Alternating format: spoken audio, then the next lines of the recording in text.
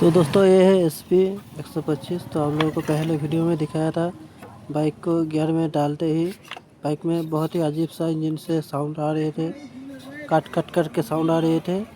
तो ऐसा लग रहा था गियर बॉक्स के पिनियन टूट चुकी है, ऐसा लग रहा था। तो ऐसे कोई बात नहीं है। तो इसका मेन रीज़न जो है, इसका टाइमिंग चेन बहुत ही ज़्यादा लूज हो चुकी है।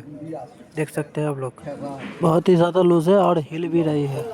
तो इसे टाइमिंग चेन चेंज करना पड़ेगा, तब जाके साउंड हमारी ओके होंगे। तो इसका टाइमिंग चेन फिटिंग करते हैं नया, और इस बाइक को हम ओके करते हैं। मिलते हैं नेक्स्ट वीडियो में।